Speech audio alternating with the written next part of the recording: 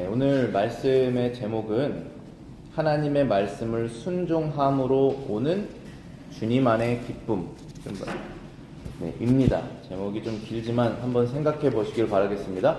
우리 안에 기쁨이라는 것이 있는데 세상으로부터 오는 기쁨이 있고 우리의 구원자이신 주님 안에 있는 기쁨이 있습니다. 그런데 그 기쁨이 어디로부터 오는지 생각해 봤을 때 하나님의 말씀을 순종하는 것으로부터 온다라는 것이 오늘 말씀의 제목이었습니다. 이번에 우리가 캠프의 주제가 뭐였냐면은 조이였어요. 조이. 주님 안에 있는 기쁨. 주제 구절이 저희가 오늘 미리 읽었던 느헤미야였습니다. 느헤미야 8장 10절에 있는 구절인데요. 여러분도 많이 들어보셨을 거예요. 어떠한 구절이냐면은 느헤미야 8장 10절에 여호와로 인하여 기뻐하는 것이 너희의 힘이니라. 여호와로 인하여 기뻐하는 것이 너희의 힘이니라. 여기서 너희는 하나님의 백성들을 말합니다. 그러니까 하나님의 백성들이 아닌 사람에게는 여호와를 기뻐하는 것이 힘이 될 수 없습니다. 전혀 관심이 없어요. 전혀 힘이 되지 않습니다. 그런데 우리가 하나님의 백성이 된 이후로부터는 우리 안에 힘이 없는 이유는 하나님을 기뻐하지 않기 때문에 힘이 없어지는 것이다 라고 이해할 수 있습니다. 그런데 우리가 이 기쁨, 하나님은 완전하신 분이시잖아요. 기쁨에도 그 완전성이 있을 것 아니겠습니까? 조금 기쁜 것이 아니라 완전한 기쁨을 주실 수 있는 그 하나님이신데 우리가 그 기쁨을 누리려면 먼저 행해야 되는 단계가 있습니다. 과정이 있습니다. 그 과정이 뭐냐면 첫 번째는 율법을 깨달아야 되고 두 번째는 그 율법 앞에 있는 나 자신의 모습, 나의 어떠한 것이 율법에 어긋났는지를 먼저 깨닫게 돼야 돼요. 그러면서 찾아오는 것이 두려움과 회개죠. 그러면서 예수님 안에서의 구원을 확인합니다. 그리고 구원을 확인함과 동시에 우리의 삶이 바뀌게 되는 거죠. 좀 더 간단하게 말하면 먼저 율법을 깨달아야 되고 그 다음에 회개가 따라와야 되고 그 다음에 순종이 따라와야 됩니다. 이것이 따라오면 내 마음에 기쁨이 찾아옵니다.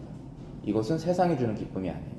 이것은 상황은 그대로인데 내 마음에 알 수 없는 빛, 그러니까 내 영혼에 햇빛 비치는 거잖아요. 그 예수님의 빛이 찾아오게 되는 그런 것입니다.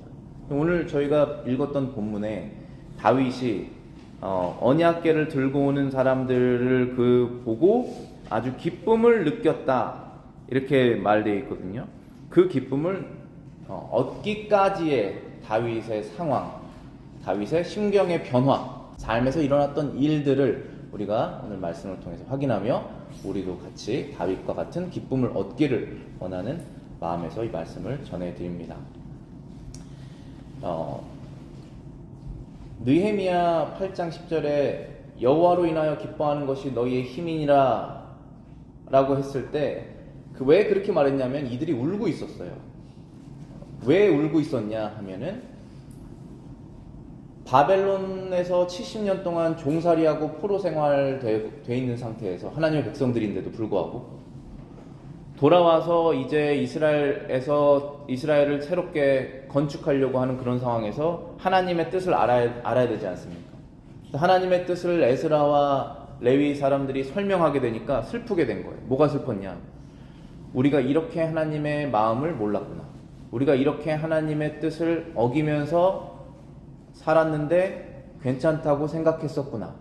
우리가 여태까지 이렇게 고난을 세상에서 당했던 이유가 바로 이것이었구나 하고 얼마나 슬펐겠습니까? 그래서 눈물을 흘린 거예요.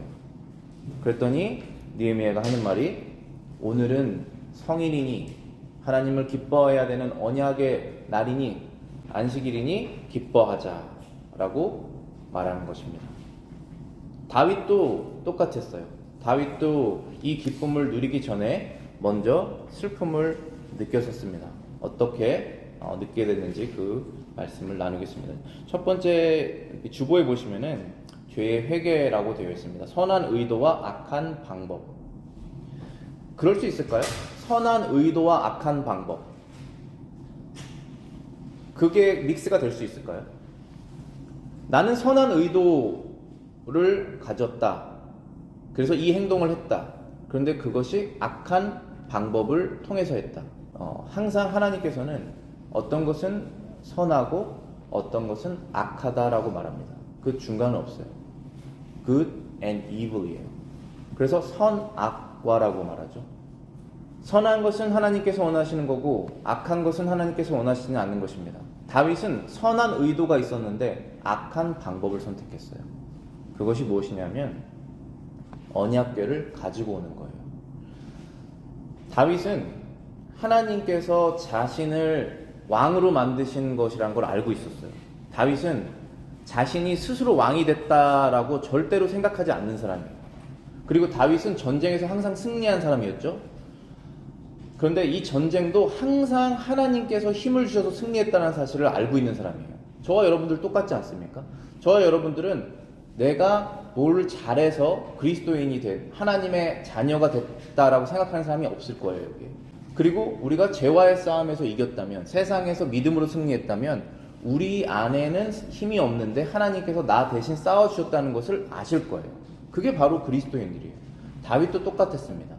그래서 다윗도 이스라엘 땅을, 이제 가나안 땅이죠. 거기를 전체 다 통일하고 한 나라를 만든 다음에 그 나라의 왕이 되어서 그 나라의 수도를 이제 예루살렘으로 삼으려고 하는 그런 상황에서 가장 먼저 이제 한 일이 뭐냐 하면 하나님을 그 나라의 왕으로 세우기를 원한 것이에요. 그럼 그 방법은 무엇이냐? 어떻게 하면 그렇게 되냐 하면 언약궤를 예루살렘으로 가져오는 거예요. 뭘까요? 여러분의 삶의 중심이 하나님의 말씀이 되는 것이에요. 여러분들이 지금까지 살아오신 것이 하나님의 능력이시라면, 능력이라고 고백하신다면 그 하나님을 여러분의 왕으로 삼으셔야죠. 매일 순간순간에. 그럼 그 방법은 뭐냐? 하나님의 말씀을 여러분의 삶의 기준으로 삼는 것입니다. 그러려면 읽으셔야죠. 그러려면 묵상하셔야죠. 그러려면 가까이 둬야죠. 그러려면 연구해야죠. 항상 내 주변에 있어야겠죠. 그래서 하나님의 언약궤를 가장 그 이스라엘의 센터인 예루살렘으로 가지고 오는 거예요. 그거를 지금 하려고 하는 것입니다. 아주 좋은 의도예요. Good intention입니다. 그런데 방법이 잘못됐었어요. 자, 우리가 지금 성경 열고 계신 분들은 역대상입니다. 역대상 15장인데요. 두 장 뒤로 가시면은, 전으로 가시면은 역대상 13장이 있습니다. 함께 보시겠습니다. 역대상 13장 6절부터 14절을 제가 읽어드리겠습니다. 거기에 보면 다윗이 어떠한 악한 방법, 어리석은 방법으로 언약궤를 예루살렘으로 가져오려고 했는지가 기록되어 있습니다. 역대상 6절부터 14절입니다. 다윗이 온 이스라엘을 거느리고 바알라 곧 유다에 속한 기랏 여아림에 올라가서 여호와 하나님의 궤를 메어 오려 하니 이는 여호와께서 두 그룹 사이에 계시며 그 이름으로 일컫는 궤라. 하나님의 궤를 새 수레에 싣고 아비다답의 집에서 나오는데 우사와 아이오는 수레를 몰며 다윗과 이스라엘 온 무리는 하나님 앞에서 힘을 다하여 뛰놀며 노래하며 수금과 비파와 소고와 재금과 나팔로 주악하니라. 기돈의 타작마당에 이르러서는 소들이 뛰므로 우사가 손을 펴서 궤를 붙들었더니 우사가 손을 펴서 궤를 붙듦을 인하여 하나님께서 진노하사 시심에 우사가 거기 하나님 앞에서 죽으니라. 여호와께서 우사를 충돌하심으로 다윗이 분하여 그곳을 베레스 우사라 칭하니 그 이름이 오늘까지 이르니라. 그날에 다윗이 하나님을 두려워하여 가로되 내가 어찌 하나님의 궤를 내 곳으로 오게 하리오 하고 궤를 옮겨 다윗성 자기에게 메어드리지 못하고 치우쳐 가드 사람 오벳 에돔의 집으로 메어 가니라. 하나님의 궤가 오벳 에돔의 집에서 그 권속과 함께 석 달을 있으니라. 여호와께서 오벳 에돔의 집과 그 모든 소유에 복을 내리셨더라. 지금 굉장히 잔칫날과 같은 날이에요. 지금 역대상 15장에 다윗이 레위 사람들과 함께 악기를 연주하면서 기뻐했다라고 하는 장면이 똑같이 나오죠. 지금 굉장히 기쁜 잔칫날인데 갑자기 지금 제삿날이 됐습니다. 어떻게 됐습니까? 우사라고 하는 사람이 언약궤를 만져서 죽은 거예요. 그래서 잔칫날과 같은 날이 제삿날과 같은 날로 되었습니다. 여기에서 문제는 무엇이냐면은 다윗의 의도는 좋았어요. 하나님께서 우리에게 원하시는 것은 방법이에요, 사실은. 방법. 의도도 하나님께서 우리에게 주십니다. 너가 나를 기쁘게 하려고 하느냐? 그것이 좋다. 그러면 나의 방법대로 하여라. 이것이에요. 하나님, 제가 더 좋은 방법이 있는 것 같아요. 이 방법대로 하면 하나님께서 더 기쁨을 얻으실 거예요. 그리고 내가 이런 걸 만들어내서 드릴 수 있습니다. 이렇게 할 수 있죠. 그런데 하나님께서 난 그것이 필요 없다. 난 모든 것이 충족하다. 하나님, 저는 이것이 필요해서 그렇게 해야 할 수밖에 없습니다. 아니다. 나는 모든 것을 줄 수 있다. 방법이에요, 결국. 다윗은 지금 이 방법을 쓰면 안 됐었습니다. 다윗은 새로 만든 수레를 가지고 언약궤를 실어서 예루살렘으로 언약궤를 가지고 오는 그 방법을 택했는데, 그것은 하나님께서 원하시지 않는 방법이었어요. 원하시지 않는 방법을 택했기 때문에 원하시지 않는 일이 일어났죠. 소가 갑자기 왜 뛰겠습니까? 세상에 우연이 있습니까? 소가 왜 그 타이밍에 뛰겠습니까? 하나님께서 뛰게 하신 것입니다. 그래서 언약궤가 수레에서 떨어질 뻔했죠.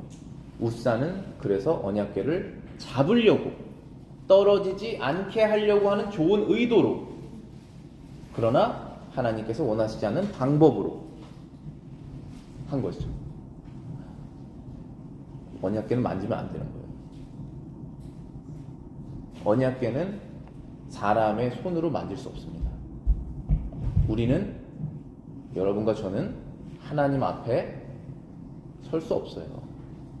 하나님께 갈 수 없습니다.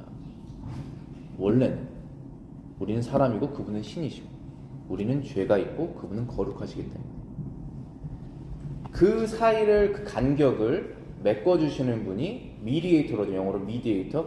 그 중간자가 바로 예수님이시잖아요. 예수님을 통해서 우리는 하나님께 가는 것이죠. 그렇기 때문에 거룩한 이 언약궤와 성물들은 사람이 만질 수 없다라고 하나님께서 정하신 것입니다. 그것을 알려주시기 위해서 그렇게 하신 거예요. 그런데 왜 다윗은 이 언약궤를 수레에 이렇게 옮기게 했을까? 원래는 언약궤는 수레에 옮기면 안 되거든요. 민수기 4장 4절부터 8절 이렇게 제가 주보에 적어놨는데요. 읽어보면 이렇습니다. 고앗 자손이 회막 안에 지성물에 대하여 할 일을 이러하니라. 홍색 보자기를 그 위에 펴고 그것을 해달의 가죽으로 덮개로 덮은 후에 채를 꿰었다라고 되어 있죠. 그러니까 모든 성물들은 거기에 고리가 있어요. 그리고 그 고리에 막대기를 껴야 됩니다. 그 막대기를 잡아야 돼요.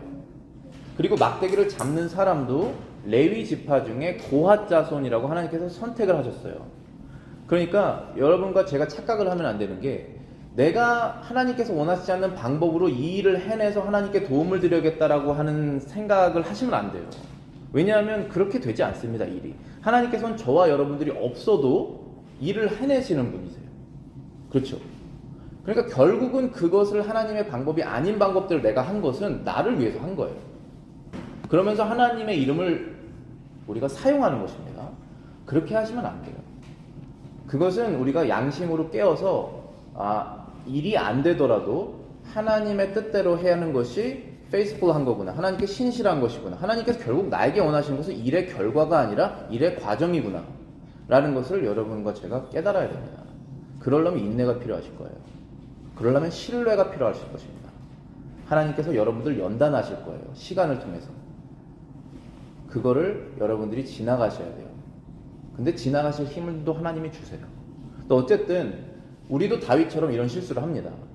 그래서 다윗이 한 나라의 왕이고 막 축제를 벌이고 했는데 제사한 날이 됐어요. 다윗이 얼마나 부끄러웠을까요? 저와 여러분들 그런 일이 있지 않습니까? 가정의 부모로서, 아니면 뭐 친구들 중에 리더로서, 교회 목사로서, 장로로서 어떤 일을 막 했는데 하나님 원하시니 아니에요. 그래서 일이 다 망쳐졌습니다. 그럼 어떻게 하십니까? 그럼 우리가 우울증에 빠져야 될까요? 그런 일이 반복적으로 우리 인생에서 일어나는데요. 그렇지 않습니다. 방법이 있는 거예요. 여기에서 회개를 하셔야 돼요. 하나님의 말씀에 무엇이 어긋났는지를 우리가 확인해야 됩니다. 자, 다윗은 지금 누구를 따라했냐면은 다윗이 율법을 몰랐을까? 지금 저도 잘 모르겠어요. 다윗이 왜 율법을 몰랐을까? 레위기에 이렇게 충분히 나와 있고 이스라엘이 광야에서 40년 동안 법궤를 궤에 이렇게 막대기에 옮긴 걸 다 알고 있는데 왜 다윗이 이렇게 했을까? 생각을 해보면은 아마도 너무나 익사이드해서 그런 거 아닐까 생각이 들어요. 너무 신나서 어리석어진 것이 아닐까 생각이 듭니다. 다윗은 지금 누굴 따라했냐면은 블레셋을 따라했어요. 블레셋 사람들에게 하나님께서 언약궤를 그들이 잠시 가져갈 수 있도록 허락하신 사건이 있습니다. 근데 블레셋 사람들이 언약궤를 훔쳤는데 그 다음부터 안 좋은 일이 일어나요. 전염병이 돕니다. 블레셋이 그렇게 숭배하는 다곤이라고 하는 우상이 날마다 깨져 있어요. 다음 날에. 그래서 두려움이 음습합니다. 그래서 더 이상 이 언약궤를 우리가 갖고 있는 것이 불가능하다. 수레를 만들자. 새로운 수레를 만들고 가장 좋은 소가 끌게 하자. 그곳에 하나님의 노를, 이 이스라엘의 하나님, 이 블레셋 사람들이 두려움을 갖게 된 그 이스라엘의 하나님의 노를 풀기 위해서 돈도 넣자, 금도 넣자 해서 그렇게 넣어서 보냅니다. 그래서 성공했을까요? 실패했을까요? 소가 뛰었을까요? 뛰지 않았을까요? 안 뛰었습니다. 성공했어요. 수레를 끌고 언약궤가 이스라엘에 잘 도착했고 블레셋의 전염병은 사라집니다.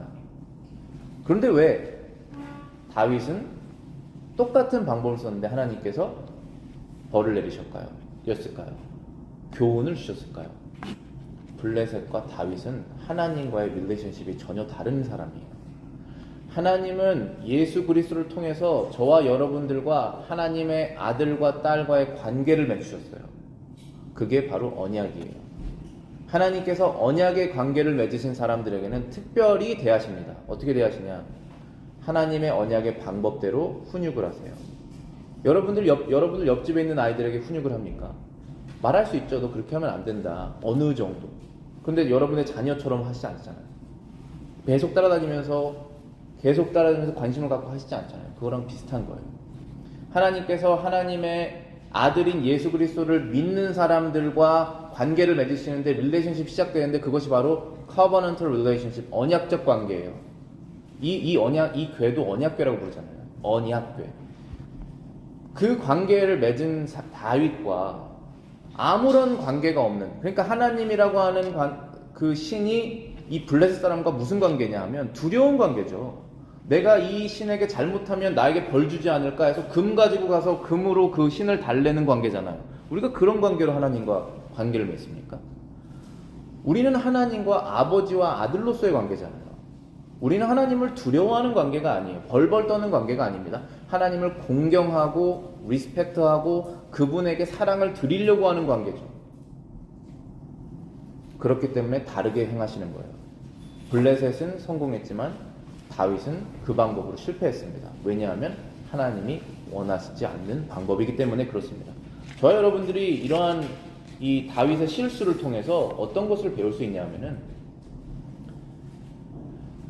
성공하는 방법이 있잖아요. 세상에서 블레셋이 성공했던 그 수레를 통해서 언약궤를 가져왔던 이동했던 그 방법이 블레셋은 성공했는데 다윗은 실패했던 것을 통해서 우리가 알아야 되는 것은 세상 사람들이 성공하는 방법으로 하나님의 백성들이 세상에서 성공하지 않을 수 있습니다.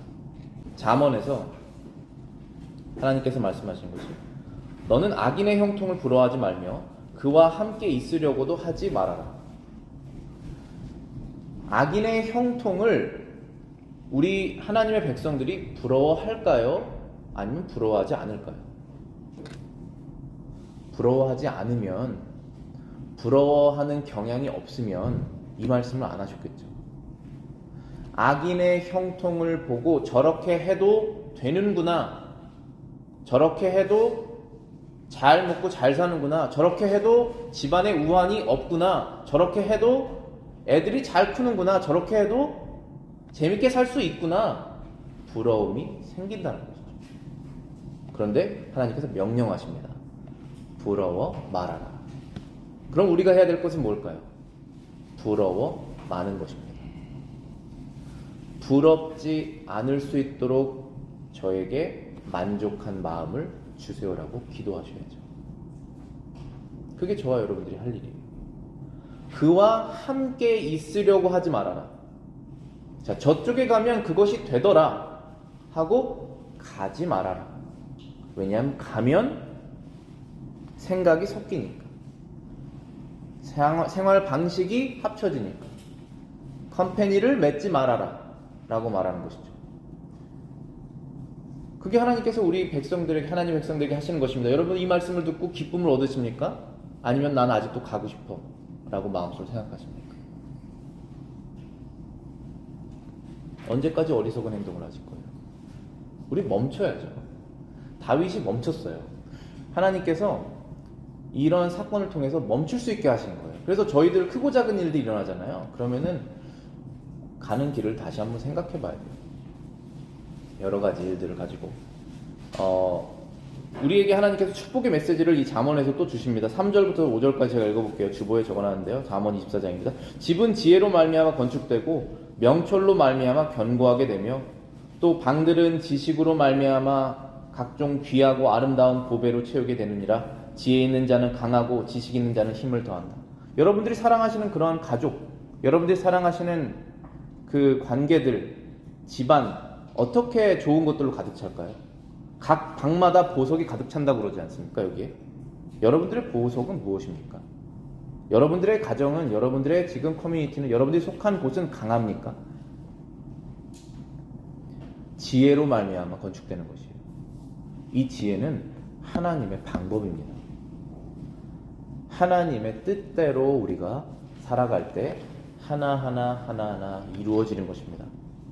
다윗이 하나님의 뜻을 어기고 블레셋을 따라서 수레에다가 언약궤를 끌고 가다가 지금 잔칫날이 초상집처럼 됐습니다.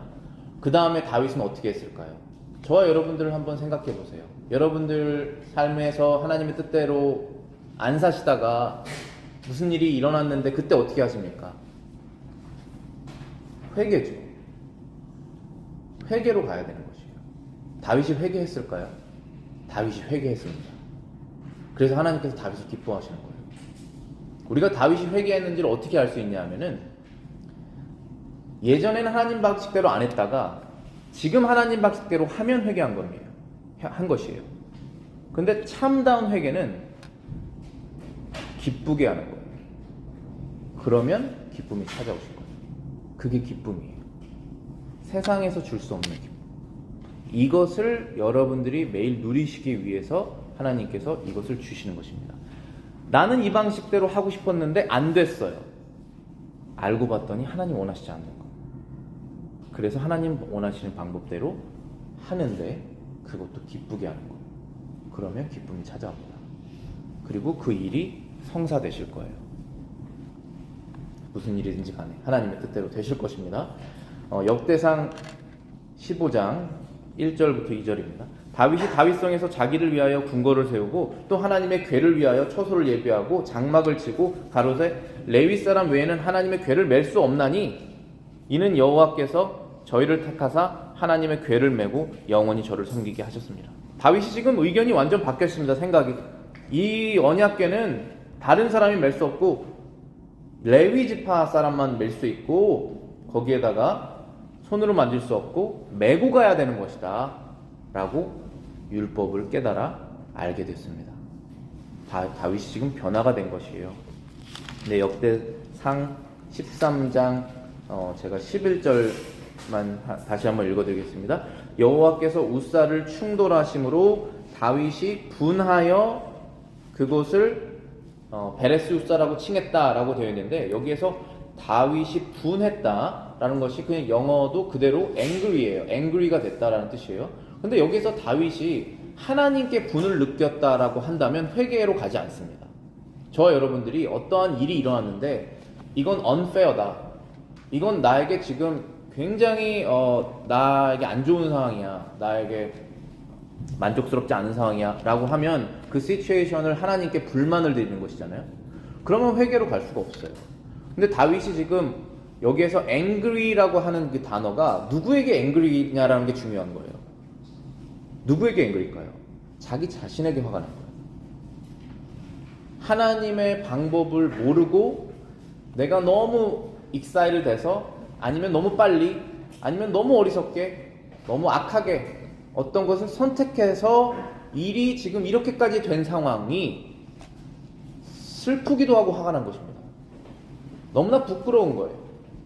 그래서 화가 난 것입니다. 근데 하나님께 화난 건 아니에요. 하나님께 화났다면 하나님의 방법으로 안 하겠죠. 저와 여러분들이 세상 사람하고 다른 것이 무엇이냐면은, 세상 사람들은 하나님께 화를 내서 하나님이 싫어하시는 것을 계속적으로 합니다. 못할 때까지, 더 이상 힘이 없어서 못할 때까지. 그게 죽음이에요. 근데 저와 여러분들은 내 안에 있는 성령님께서 깨닫게 해주셔서 내가 이거 멈춰야지, 이렇게까지 됐으면 멈춰야지, 내가 얼마나 더 부끄러움을 당할까 하고 하나님께로 돌아가는 것입니다. 하나님께로 돌아간다는 것이 무엇이에요? 너무나 막연하지 않아요? 하나님의 방법대로 다시 하는 것입니다. 그렇게 다시 했어요. 지금 역대상 15장 1절부터 2절에 그렇게 나와 있죠. 그런데 이것을 기쁘게 했을까요? 슬프게 했을까요? 아주 기쁘게 한 것입니다. 역대상 15장 12절부터 15절 제가 읽어보겠습니다. 저에게 이르되 너희는 레위 사람의 족장이나 너희 형제는 몸을 성결케 하고 내가 예비한 것으로 이스라엘 하나님 여호와 궤를 메어 올리라. 전에는 너희가 매지 아니하였으므로 우리 하나님 여호와께서 우리를 충돌하셨으니 이는 우리가 규례대로 저에게 구하지 아니하였습니다. 아직도 다윗에게 하나님은 우리의 하나님이에요. 관계가 끊어지지 않았습니다. 너와 나의 하나님, 우리를 사랑하시는 그 하나님의 말씀대로 우리가 하지 않았었다. 근데 이제는 하자. 이게 용기죠. 다시 하는 것입니다. 부끄러워도 부끄럽지 않습니까? 그렇지만 부끄러움을 넘어서는 하나님에 대한 사랑과 순종이 있는 것이죠. 그러면 다시 하는 거예요. 14절입니다. 이에 제사장들과 레위 사람들이 이스라엘 하나님 여호와의 궤를 메고 올라가려 하여 몸을 성결케 하고 모세가 여호와의 말씀을 따라 명한 대로 레위 자손이 채로 하나님의 궤를 꿰어 어깨에 매니라 순종하게 되었습니다. 그리고 난 다음에 기쁨이 따라옵니다.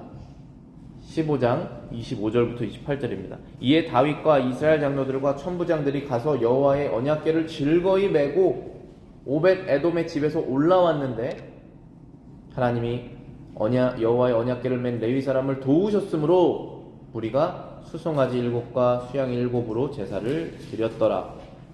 이번에 이제 하나님이 도우셨어요. 하나님의 방법대로 하였기 때문에, 기쁘게 순종하였기 때문에 하나님께서 도우셨습니다. 다윗이 지금 이번에 두 번째 트라이를 할 때 두려웠을까요? 두렵지 않았어요. 확신했습니다. 하나님께서 반드시 축복해 주실 거다. 우리가 마음을 바꿨으니까, 하나님 방법대로 했으니까. 이제 하나님은 다윗에게 두려운 존재가 아니라 기쁨의 존재예요. 하나님의 임재, 하나님의 프레젠스, 하나님 앞에 내가 갈 때 이제 두렵지 않고 기쁜 상태로 가는 거예요.